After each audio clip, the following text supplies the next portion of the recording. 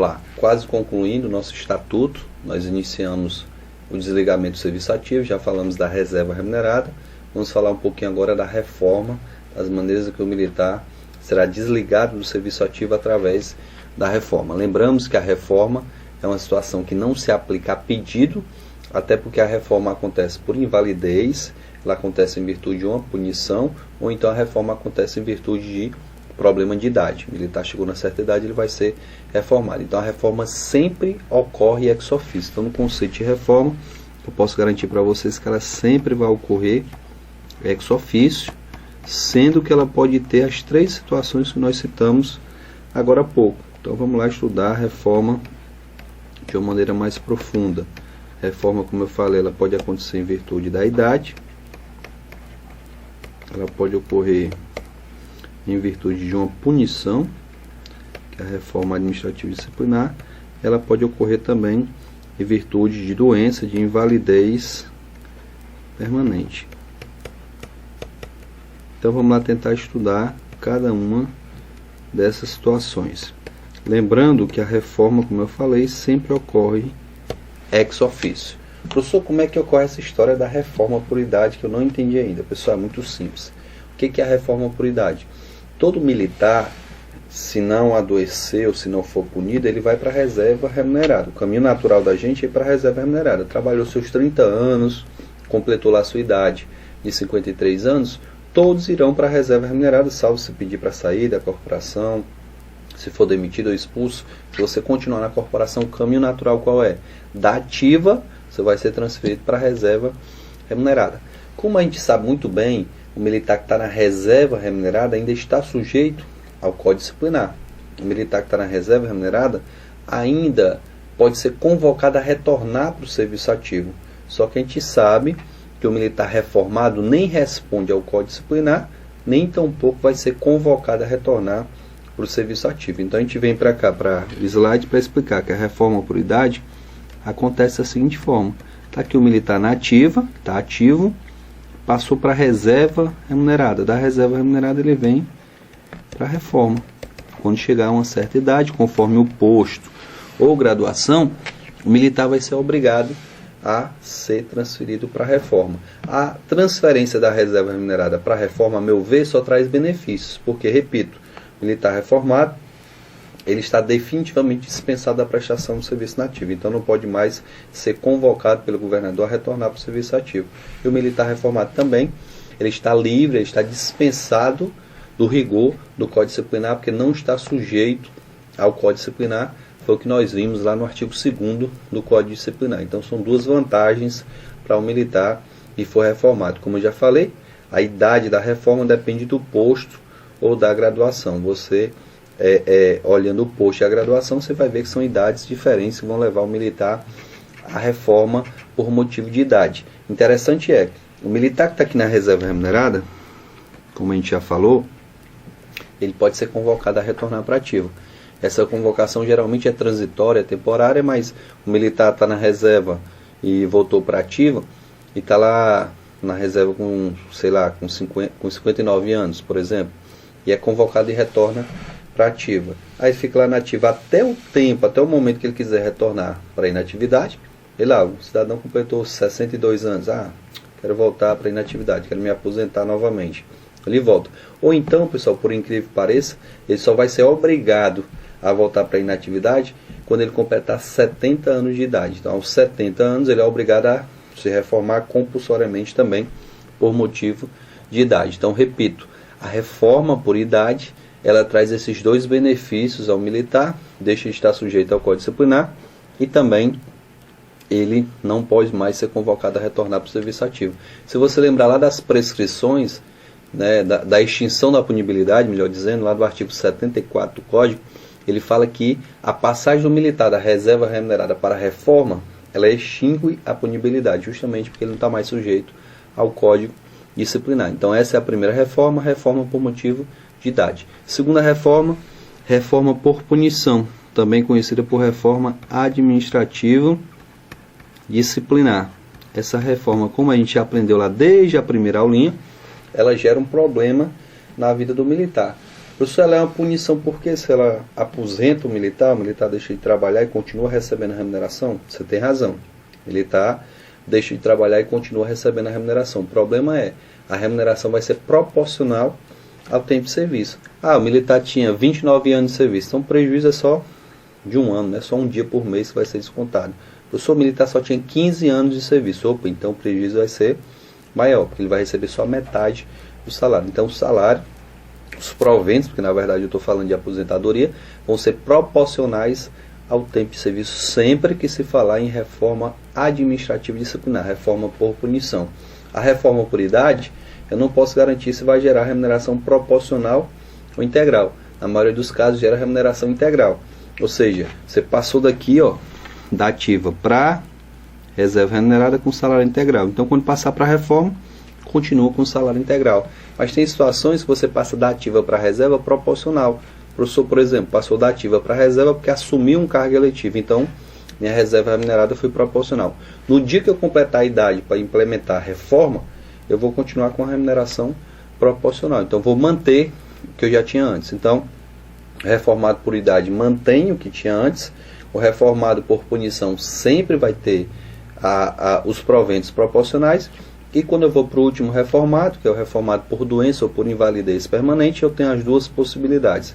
Tanto posso ter reforma com salário integral, como também a reforma com salário proporcional. É o que a gente verifica aqui na reforma por invalidez permanente. O salário pode ser proporcional ou integral. A gente pode resumir, para facilitar a nossa vida, são várias situações aqui. Se a gente for debater, a gente passa a noite debatendo e dando exemplos aqui para vocês. Mas eu quero facilitar a sua vida. Então o que você vai botar na cabeça? Sempre que na questão ele me disser que o militar foi reformado por invalidez permanente, mas consegue prover-se por meio de subsistência fora da corporação, então o salário dele vai ser proporcional. Então proporcional quando ele conseguir prover-se por meio de subsistência fora da corporação. O que isso significa, professor? Significa que ele não pode trabalhar na sua corporação, mas pode trabalhar fora em qualquer outra instituição. E por isso que o salário vai ser proporcional. Já quando o militar não conseguir prover-se por meio de subsistência fora da corporação, o salário vai ser integral. Quer ver um exemplo que ele pode confundir e bananar a sua cabeça? Ele pode dizer que o militar estava de folga, embriagado, ele pegou o seu carro, se tacou por cima de um poste e ficou paraplégico. Não tem mais condição de trabalhar em local nenhum. Aí você vai imaginar, peraí, não foi de serviço, o cara estava de folga, a culpa foi dele, então o salário vai ser proporcional. Não, pessoal, o salário vai ser integral, certo? Eu sou militar de serviço, envolvido na ocorrência, foi baleado e ficou inválido. Não há dúvida que vai ser salário integral. Então você vai botar na sua cabeça ele dizer que o militar consegue prover-se por meio de subsistência fora da corporação. Falou isso, o salário vai ser proporcional. Agora, nas demais situações, qualquer outra, você vai ter salário integral. Então, demais situações, salário integral. Ok? Então, a gente conclui a explicação a respeito da reforma e passa para o seguinte item que fala do desligamento do serviço ativo. Vamos lá. Próximo item é a exoneração, que a própria circunstância da exoneração já fala que ela ocorre a pedido. Professor, que exoneração é essa? Pessoal, a gente está falando em desligamento do serviço ativo. Então, se eu estou falando em exoneração, eu só posso estar falando de exoneração de cargo efetivo. Professor, eu sou capitão, quero pedir para sair da corporação. Sem problema. Sou cabo, quero pedir para sair da corporação. Sou sargento, coronel. Qualquer um pode pedir a sua exoneração. Então o próprio nome já está dizendo exoneração a pedido. Professor, e quando é a administração que está punindo? Aí já não é exoneração. É demissão, é expulsão. É uma outra forma de desligamento do serviço ativo. Então a exoneração só pode ocorrer a pedido do interessado. O militar que estiver solicitando sua exoneração vai entrar naquela mesma condição de quem fez curso ou estágio por conta do Estado. Digamos que você já tem 15 anos de Polícia Militar ou de Corpo de Bombeiros e acabou de fazer um curso ou estágio por conta do Estado. duração de mais de 6 meses. Nesse caso, você vai ter que pagar a indenização referente aos gastos com aquele curso, se você pedir para sair, se pedir exoneração, antes de 3 anos do término do curso. Se pedir depois dos 3 anos, beleza. O curso ou estágio tem duração de 18 meses. Mesma coisa, então vai ter que pagar os gastos, né? Pagar a indenização referente aos gastos, se você pedir para sair nos 5 primeiros anos após a conclusão desse curso ou estágio por conta do Estado. Ou então, você espera passar mais de 5 anos para pedir a sua exoneração. No caso do ingresso, aí a lei é bem específica, ela não quer saber da duração do curso, ela diz o seguinte: se você ingressou como praça, oficial de saúde, capelão ou complementar, ao ingressar na corporação, você só vai poder pedir exoneração sem pagar indenização após 3 anos. Aí eu não quero saber qual foi a duração. Ah, professor, mas meu curso de soldado só teve 4 meses de duração, 5. Não, ele fala que ao ingressar, praça, né, no caso do soldado, o oficial de saúde, capelão ou combatente, aliás, saúde, capelão ou complementar, esses só vão poder pedir sua exoneração sem pagar indenização depois de 3 anos. Professor, e se for oficial combatente, o QOPM ou QOBM? Combatente, QOPM ou QOBM, só vai poder pedir a sua exoneração sem pagar indenização após 5 anos. Então é assim que ocorre a exoneração. Como nós já falamos, o militar não precisa explicar por que ele está pedindo para sair. Ele pode pedir sem nenhum problema. Lógico que se ele estiver indiciado em inquérito policial, se ele estiver respondendo a PAD, Conselho de Educação, Conselho de Disciplina, só vai poder pedir a sua exoneração após a conclusão desses processos. Então ele vai ter esse impedimento, ok? Então essa foi a exoneração.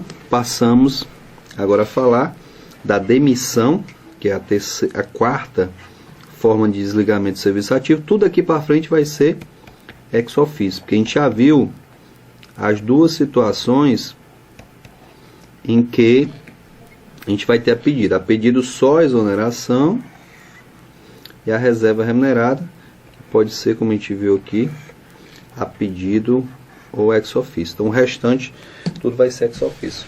Professor, e a demissão? Pessoal, na verdade a demissão a gente já estudou lá no Código Disciplinar, não tem o que eu comentar aqui com vocês.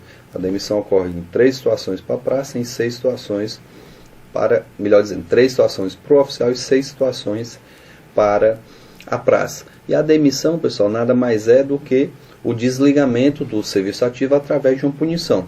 Como a demissão pode ser aplicada ao oficial ou à praça, a demissão é bastante utilizada, porque a expulsão ela só se aplica à praça. Professor, e qual é a diferença da demissão para a expulsão?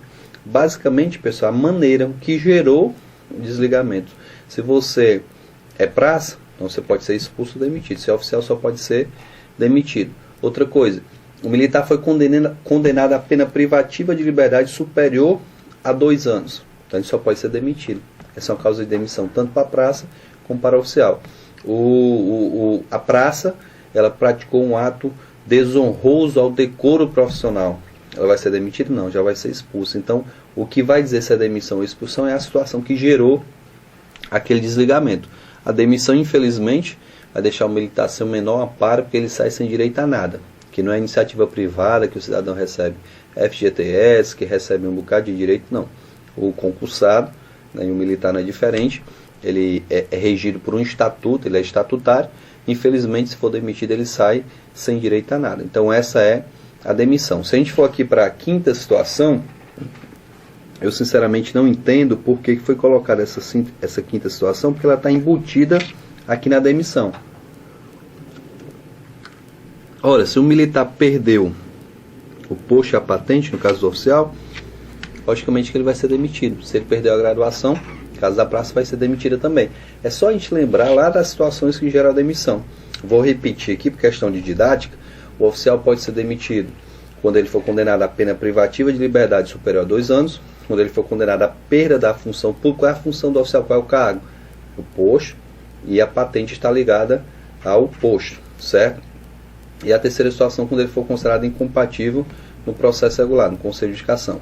A praça são 6 situações. A primeira, condenada a pena privativa de liberdade superior a 2 anos. A segunda, condenada à perda da função pública, quando considerado incompatível. quando estando no comportamento mau, há mais de 2 anos consecutivos ou há mais de 4 anos alternados, cometeu uma nova transgressão grave, ou então após cumprir a pena referente ao crime de deserção e se desertou, ao ser capturado ou apresentado, considerado incapaz para o serviço militar. Então são as situações que geram a demissão, e a perda do posto, da patente ou da graduação está embutida, que é justamente a perda da função pública. Então não sei por que falar disso também como desligamento do serviço ativo. Próxima situação que gera o desligamento é a expulsão, que nós explicamos agora há pouco. A questão da expulsão, ela acontece, ela é aplicada somente às praças, lembrando que a praça vai ser expulsa em 4 situações diferentes. A gente pode dizer quais são essas situações: quando ela praticar um ato atentatório às instituições nacionais, um ato desonroso ou ofensivo ao decoro profissional. E se a gente for lá para o artigo 48 do Código Disciplinar, a praça também poderá ser expulsa se ela cometer um crime, for condenada por esse crime, transitado em julgado, e o crime denote uma incapacidade moral de permanecer na corporação, porque também constitui uma transgressão disciplinar grave. Então são as situações que geram a expulsão da praça, exclusivamente aplicada à praça. A gente tem aqui também deserção, falecimento, desaparecimento e extravio. Vamos explicar logo aqui o falecimento, para depois a gente explicar os outros 3 no esquema que está aí abaixo. Quando se fala em falecimento, pessoal, não tem muito o que se falar não. O que eu preciso saber em relação ao falecimento? Eu preciso saber que o desligamento do serviço ativo ocorre já na data do óbito. Se morreu hoje, se faleceu hoje, hoje já é desligado do serviço ativo. Que o militar que falece, logicamente, ele pode deixar uma pensão aí para os parentes, para a esposa, para os filhos, dependendo das circunstâncias. Se preencher os requisitos, a família fica amparada por essa pensão. Por fim, vamos falar de 3 situações, né? Deserção ou desaparecimento e o extravio. São 3 situações específicas que geram também o desligamento do serviço ativo. A gente vai tentar explicar aqui através desses esquemas. Como já tinha explicado lá nas situações especiais, falou, pessoal, em mais de 24 horas, eu não quero nem saber. Militar sempre vai ser ausente, independente de ser nesse caminho ou nesse aqui, certo? No caminho de cima, no esquema de cima, a gente verifica que o militar sumiu e demonstrou que não tem interesse de dar satisfação. Você vai na casa, isso é obrigatório, né? O período de graça, o prazo de graça, que é o mesmo prazo da ausência, o comandante é obrigado a realizar diligências para tentar localizar o militar. A viatura vai lá na casa do militar e a família diz: não, ele está na faculdade. Outro dia vão lá de novo: não, ele está de repouso médico. Depois ele leva atestado médico: não, ele viajou. E ficam embromando, e a demonstração de que o militar tenha sumido por vontade própria e não deu satisfação no quartel. Então, nesse caso, passado o 8º dia, aí o militar vai ser considerado desertor, e por ser desertor é criminoso, pode gerar inclusive a sua demissão, e esse militar vai ser desligado do serviço ativo quando considerado desertor. Quando a gente pega o esquema de baixo, a gente já vê que é um pouquinho diferente do de cima, porque já mudam os nomes, né? Que a gente vai ter nomes diferentes. Lembrando que aqui em cima o desertor nunca vai mudar de nome, continua desertor até um belo dia ele reaparecer. Já no esquema de baixo, a gente vê que o militar ele vai ser considerado desaparecido em situações específicas. Quais, professor? Digamos que o militar ele estava numa viagem e o navio naufragou, o avião caiu no mar, ou então em qualquer outro local. Existe uma possibilidade de existirem sobreviventes e estão fazendo as buscas. Então esse militar, se passar mais de 8 dias desaparecido numa viagem, num desastre, num acidente, numa inundação, numa calamidade pública, numa circunstância de uma missão policial militar ou missão bombeiro militar, nesses casos eu não posso dizer que o militar sumiu por vontade própria. Então não vou chamar esse militar desertor, vou chamá-lo de desaparecido. Mais de 8 dias sem encontrar esse militar, eu vou chamá-lo de desaparecido. Se ele continuar nessa circunstância por 30 dias, após 30 dias desaparecido, ele vai ser chamado agora de extraviado. Então o militar que está mais de 30 dias desaparecido, nas mesmas circunstâncias, né, em viagem, operação policial militar, operação bombeiro militar, ele vai ser considerado extraviado. Então extraviado muda do desaparecido somente pelo prazo. Então voltando para cá, a gente verifica que o desertor não muda de nome após o 30º dia, enquanto que o desaparecido vai mudar de nome após o 30º dia, porque ele vai ser chamado agora de extraviado. Professor, o militar está desaparecido, o militar está extraviado, ele reapareceu. O que acontece com ele? É meio esquisito, mas vocês têm que entender que o militar desaparecido ou extraviado que reaparecer vai ser submetido a um processo regular. Que processo regular, professor? Lembra que nós estudamos o Conselho de Justificação, o Conselho de Disciplina e o PAD?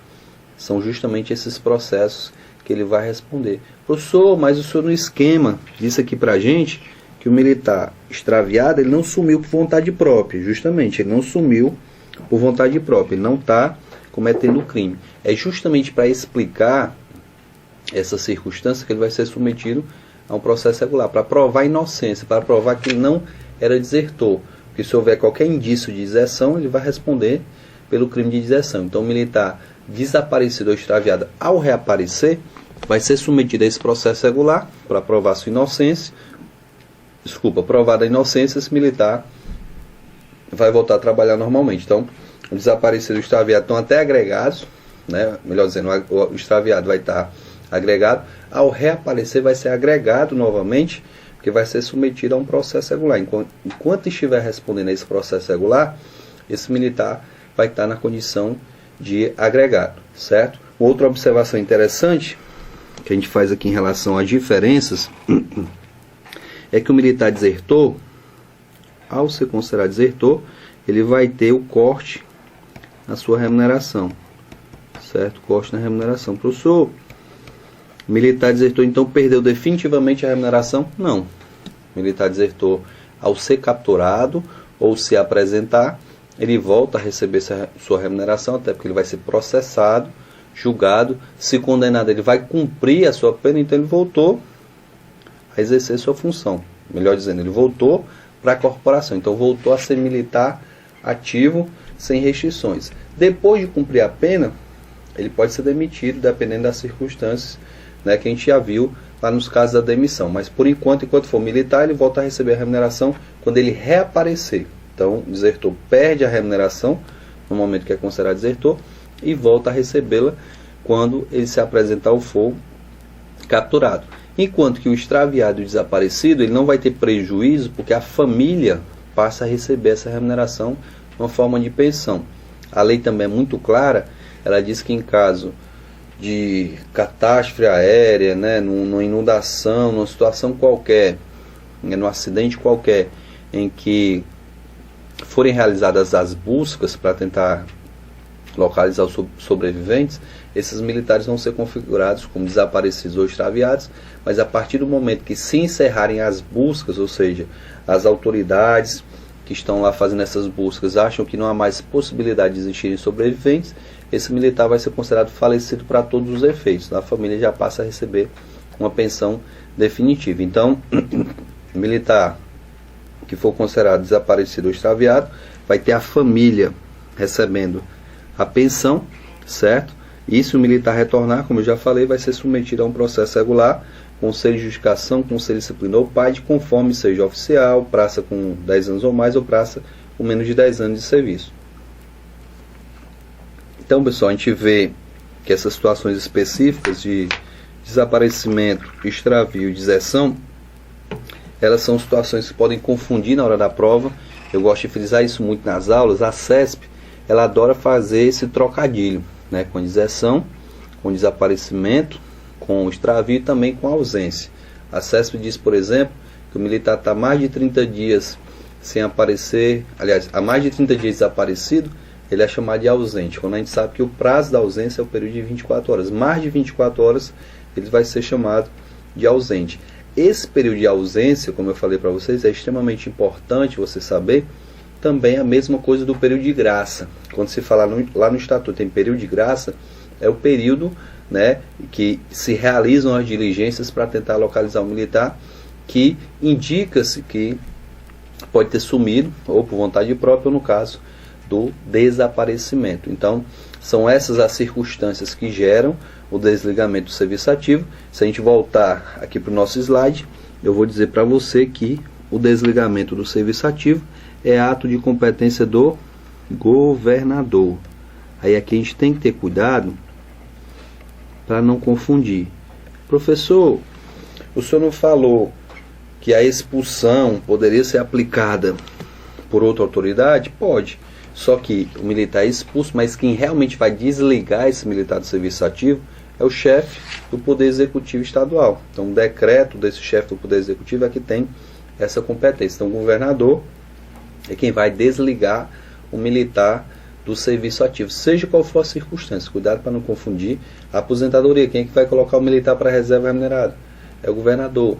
A reforma, a exoneração, ele pede essa exoneração e quem vai conceder a exoneração é o governador do estado. Então, o desligamento do serviço ativo vai ser um ato de competência do governador do estado. Então, são 10 situações, repito, 2 acontecem a pedido, a exoneração e a reserva remunerada, e o restante tudo ocorre ex officio. Lembrando que a reserva remunerada pode ocorrer a pedido ou ex officio, como nós vimos no vídeo anterior, e esse a gente falou da exoneração que ocorre somente a pedido, podendo haver algumas situações que impedem e podendo haver outras situações que geram o pagamento de indenização. Saiba diferenciar o que é a situação que impede o militar de pedir sua exoneração e qual é a situação que implica no pagamento de multa. A multa não é motivo de impedimento. O que impede realmente é estar respondendo conselho de educação, conselho de disciplina ou PAD, ter sido indiciado em inquérito policial militar e algumas outras circunstâncias. Isso impede. Já a multa ela não é impedimento, é condição essencial para que o militar possa pedir a sua exoneração num determinado período quando ele fez algum curso, seja curso de formação ou curso de estágio por conta do estado. Então essas são as situações de desligamento do serviço ativo. Próximo vídeo a gente vai falar de tempo de contribuição e das situações diversas e a gente vai concluir o nosso curso. Logo em seguida a gente vai fazer aqui algumas dicas para que a gente possa orientar melhor vocês para o concurso. Muito obrigado e até a próxima.